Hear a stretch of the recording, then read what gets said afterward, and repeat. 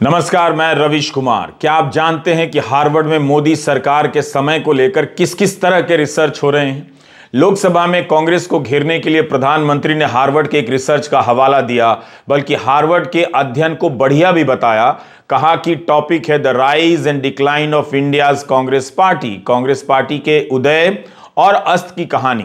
इसके बाद प्रधानमंत्री कहते हैं, मुझे विश्वास है कि भविष्य में कांग्रेस की बर्बादी पर हार्वर्ड नहीं, बड़े बड़े विश्वविद्यालयों में अध्ययन होना ही होना है। क्या आप जानते हैं कि हार्वर्ड केनेडी स्कूल के छात्रों ने भाजपा और मोदी सरकार पर रिसर्च पेपर और लंबे लेख लिखे हैं?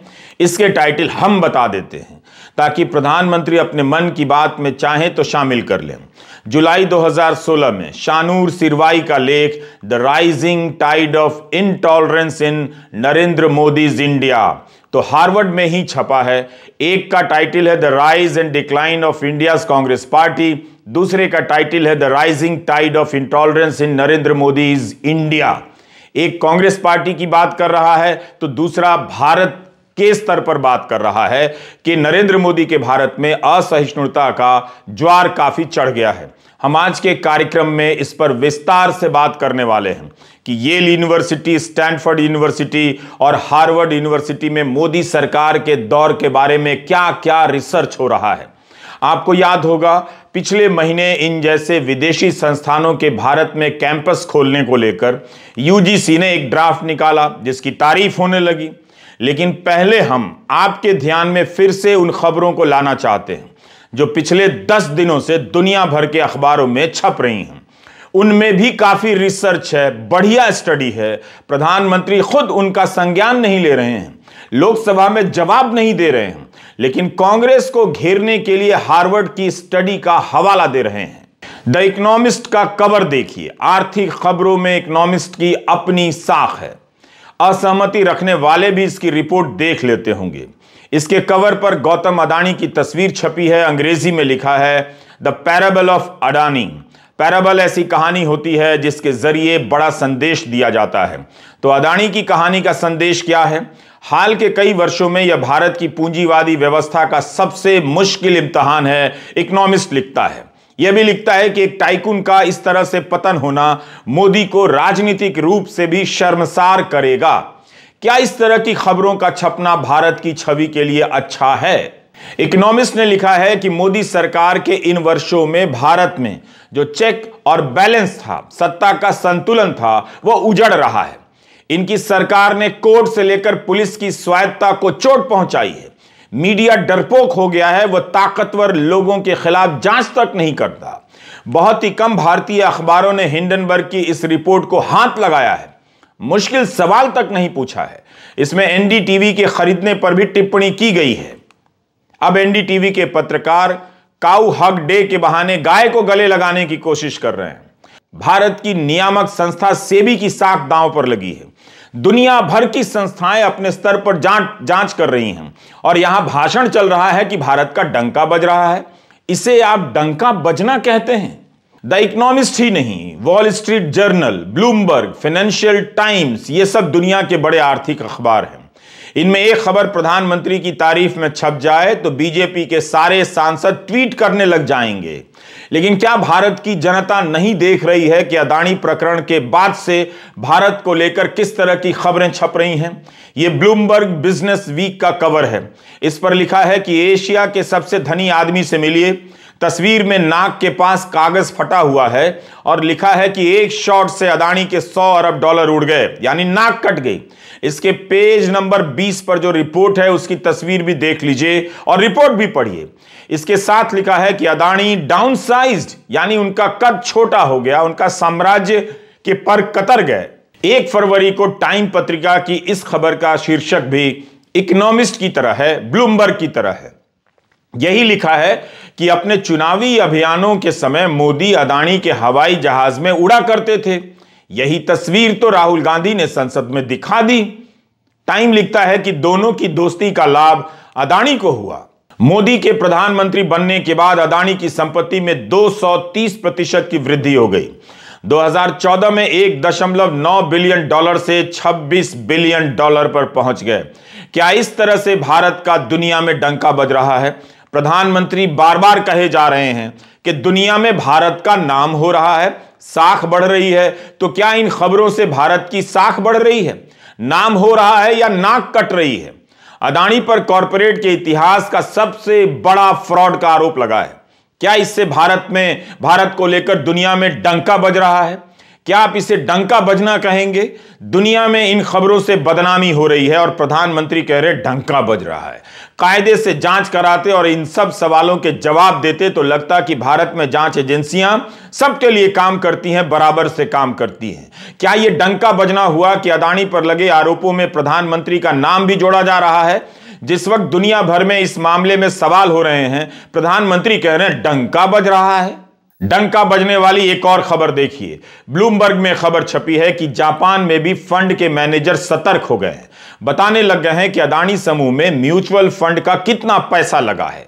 नोमुरा होल्डिंग्स इंक की पैसों का मैनेजमेंट करने वाली इकाई ने सार्वजनिक रूप से जानकारी दी है कि अदानी की कंपनियों में कितना निवेश हुआ है। Sumitomo Mitsui financial group inc और मिजुहो फाइनेंशियल ग्रुप इंक ने भी ऐसा ही किया है। जिस तरह से शेयरों में गिरावट आ रही है, सबको अपने निवेश के डूब जाने की चिंता होने लगी है। इन कंपनियों की चिंताएं बढ़ गई हैं कि अगर उनका निवेश डूब गया तो जिनका पैसा लगाया था उससे क्या जवाब देंगे? तो क्या अदानी की खबर से आप अब भी कहेंगे कि भारत का दुनिया में डंका बज रहा है? बदनामी होने को डंका बजना कहते हैं। अब हम आते हैं आज के विषय पर। प्रधानमंत्री ने कहा कि हार्वर्ड में कांग्रेस के पतन पर एक अध्ययन हुआ है। 2016 में जब नोटबंदी का फैसला लिया गया तो कई तरह के गंभीर सवाल उठे। आज तक जनता को पता नहीं कि उस तबाही भरे फैसले का फायदा क्या हुआ। उस नोटबंदी के 6 साल बाद कॉरपोरेट के इतिहास में सबसे बड़े फ्रॉड की कहानी भारत से निकलती है, मगर जांच एजेंसियां ना तो सक्रिय नजर आती हैं और ना प्रधानमंत्री अदानी का नाम लेकर इस मामले में कुछ कह सकते हैं। लेकिन नोटबंदी के समय जब हार्वर्ड जैसे संस्थानों से पढ़े और पढ़ाने वाले अर्थशास्त्रियों ने इस फैसले पर सवाल उठाए, तब प्रधानमंत्री मोदी ने हार्वर्ड का मजाक उड़ा दिया। कहा कि हार्ड वर्क करने वालों को, खुद को हार्ड वर्क करने वाला बताते थे, कहा कि हार्ड वर्क करने वालों को हार्वर्ड की जरूरत नहीं पड़ती है। जरूरत तो पड़ गई। बाकायदा रैली में हार्वर्ड के बारे में प्रधानमंत्री ने कहा था। 1 मार्च 2017 को उन्होंने कहा कि हार्वर्ड वालों का अर्थशास्त्र किताबों में रह गया। हार्ड वर्क करने वालों ने देश की अर्थव्यवस्था को नीचे नहीं आने दिया। आज हालत यह हो गई है कि उसी हार्वर्ड वालों की किताब का रिसर्च निकालकर प्रधानमंत्री मोदी कांग्रेस को घेर रहे हैं। हार्वर्ड वालों के हार्ड वर्क का राजनीतिक फायदा उठा रहे हैं। जब खुद पसंद नहीं आता तो हार्वर्ड वालों की पढ़ाई लिखाई को किताबी बता देते हैं, और जब पसंद आता है तो उनकी किताब का चैप्टर लेकर संसद में आ जाते हैं। नोटबंदी के समय हार्वर्ड के अर्थशास्त्र के प्रोफेसर और नोबेल पुरस्कार विजेता अमर्त्य सेन ने नोटबंदी के बारे में क्या कहा था? यही कहा था ना कि यह तानाशाह का फैसला है। इसने विश्वास पर आधारित अर्थव्यवस्था की जड़ों पर हमला कर दिया है।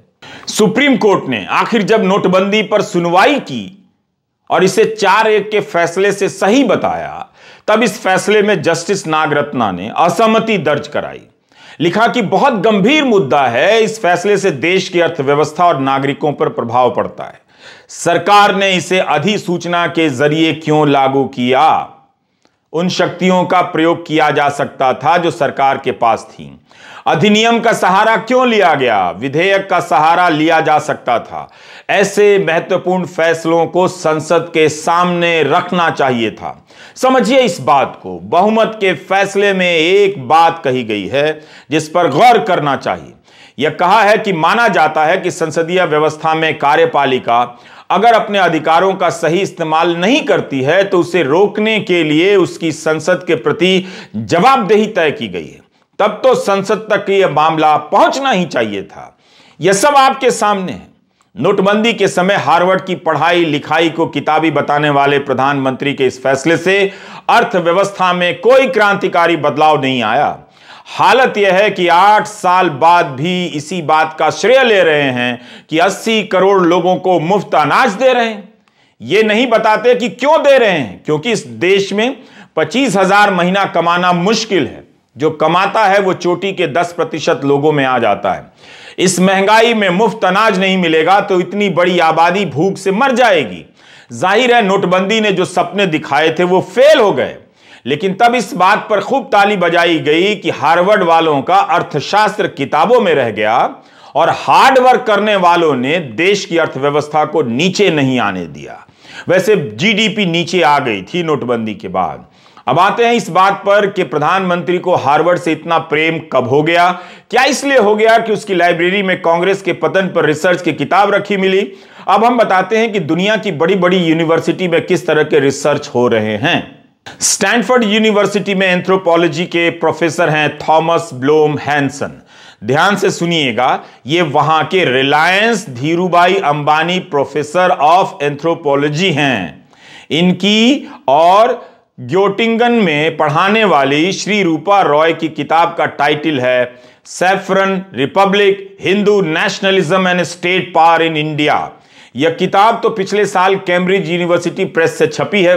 संपादकों ने लिखा है कि यह किताब समकालीन हिंदुत्व को लोकतांत्रिक तानाशाही या तानाशाही लोकवाद के रूप में देखती है। यह एक ऐसी राजनीति है जो संवैधानिक लोकतंत्र के विचारों और प्रक्रियाओं को बढ़ावा देती हुई उनका ही उल्लंघन करती है।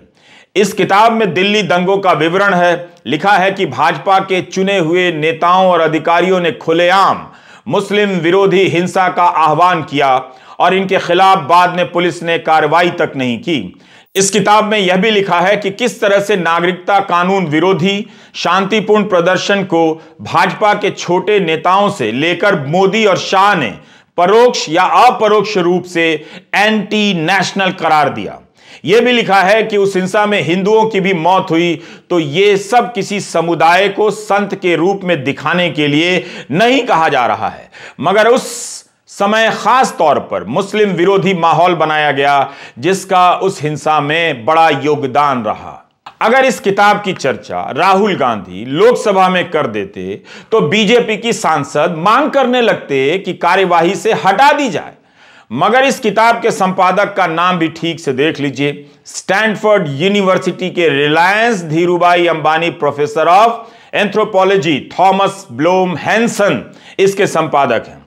अगर कांग्रेस के पतन पर अध्ययन हुआ है तो भारत में नव हिंदुत्व के नाम पर लोकतंत्र को खत्म किए जाने के प्रयासों पर भी अध्ययन हो रहे हैं। किताबें छप चुकी हैं। कांग्रेस के पतन पर भारत की कई यूनिवर्सिटी में आज से नहीं पिछले 40 साल से शानदार रिसर्च हुए। प्रधानमंत्री एंटायर रिसर्च साइंस को ही अपने भाषण में रख सकते थे। एंटायर प्रधानमंत्री को हार्वर्ड की लाइब्रेरी से यही लेख मिला कि कांग्रेस का उत्थान और पतन कैसे हुआ। हम इन उदाहरणों से यह भी बताना चाहते हैं कि उनके यहां तो आपकी सरकार को लेकर भी बहुत गंभीर अध्ययन हो रहे हैं।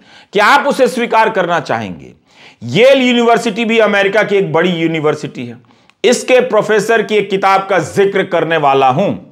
स्टीवन आई विल्किंसन की यह किताब कैम्ब्रिज यूनिवर्सिटी प्रेस से छपी है।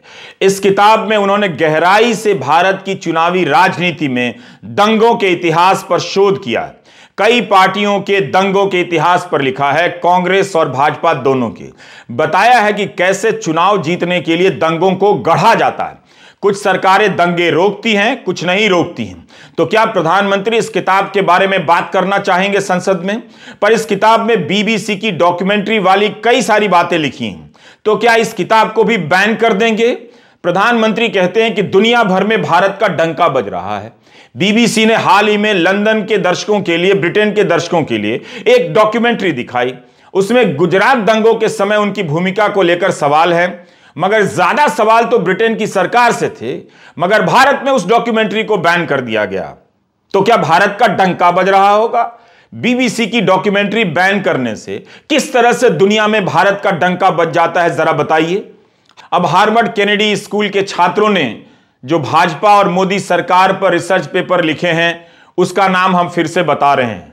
कुछ का नाम हम पहले बता चुके हैं। मई 2019 में कल्पना जैन का लेख है cow vigilantes and the rise of Hindu nationalism, और जुलाई 2016 में शानूर सिरवाई का लेख जिसके बारे में हमने शुरू में ही बताया, the rising tide of intolerance in Narendra Modi's India.